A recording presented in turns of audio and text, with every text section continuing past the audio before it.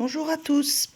Donc aujourd'hui, on va corriger le schéma fonctionnel des besoins des cellules musculaires ou du muscle. Mais en fait, ce qu'il faut comprendre, c'est qu'un muscle est composé de plein de cellules. Et donc, quand on voit des choses qui rentrent dans le muscle et des choses qui sortent du muscle, l'oxygène, le CO2, etc., ce que vous avez vu avec le tableau, il faut vous dire qu'en fait, ce sont les cellules qui consomment ou qui rejettent ces éléments-là. C'est comme si, par exemple, je voyais arriver dans une maison, eh bien, je sais pas moi, un pack de lait et un poulet et 4 courgettes. Bien, je les vois rentrer, je vois sortir la carcasse du poulet, les packs de lait sans lait à l'intérieur, les épluchures de courgettes, enfin bon, peu importe, vous voyez le principe, des choses rentrent, des choses sortent de cette maison. Mais ce qu'il faut comprendre, c'est que c'est pas la maison qui les a mangées, ce sont les habitants. Donc la cellule qui compose le muscle, c'est un peu les habitants, si vous voulez, du muscle. Mais si vous avez fait votre schéma fonctionnel sans faire de cellules, ce n'est pas grave. Alors, on commence déjà. Alors moi, je ne peux pas faire avec la règle parce que je tiens mon téléphone en même temps. Donc, je vais faire un muscle. Vu qu'on me dit pour les schémas fonctionnels de prendre des formes géométriques simples, j'ai décidé de faire mon muscle en forme de carré. Bien sûr, le trait de renseignement, normalement, vous le faites évidemment à la règle, proprement. Dans mon muscle, je vais y mettre une cellule musculaire. C'est un animal, donc la cellule doit être représentée par un rond, comme vous le disiez, la fiche méthode 9 sur le schéma fonctionnel. Et je renseigne cellule musculaire. Je dois faire mon vaisseau sanguin qui va traverser mon muscle. Ok. Avec donc vaisseau sanguin sang. Je décide que ce sera le sang sortant. Et là, vaisseau sanguin, sang entrant. Bien, maintenant que j'ai fait la base de mon schéma fonctionnel, je vais y rajouter la légende. Alors déjà, je vais faire en légende. Alors, j'ai pas trop de place, donc j'écris pas légende, mais vous devriez le faire. Hein. Les flèches noires, ce sera le sens du sang. Il est important qu'il apparaisse sur votre schéma fonctionnel.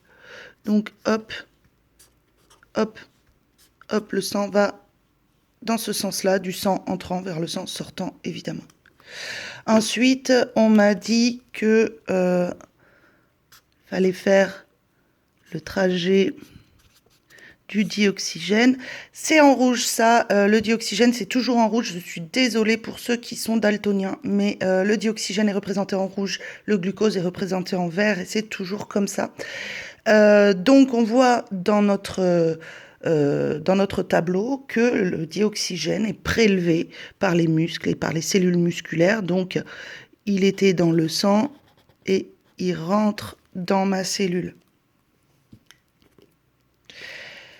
La cellule consomme le dioxygène et rejette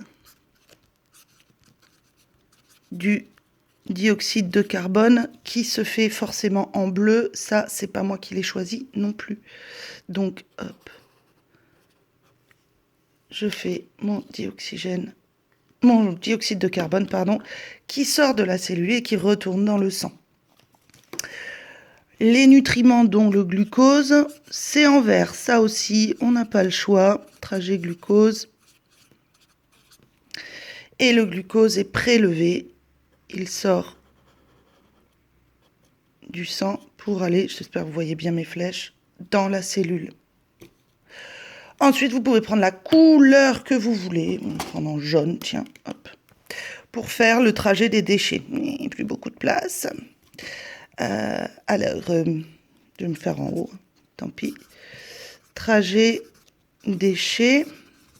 Et les déchets sortent de la cellule pour aller dans le sang. Voilà. Du coup, vous pouvez également colorier votre sang. Alors moi, je suis qu'avec des feutres là. Je regarde autour de moi si mes enfants ont laissé... Oui, bonne nouvelle. Ils m'ont laissé des crayons.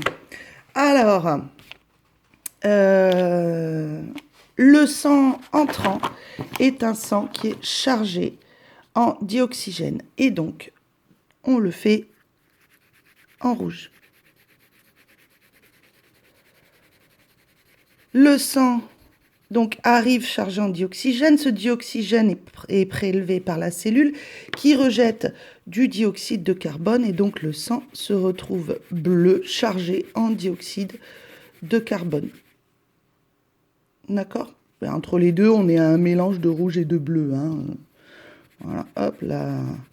Vous pouvez le rajouter à votre légende. Sang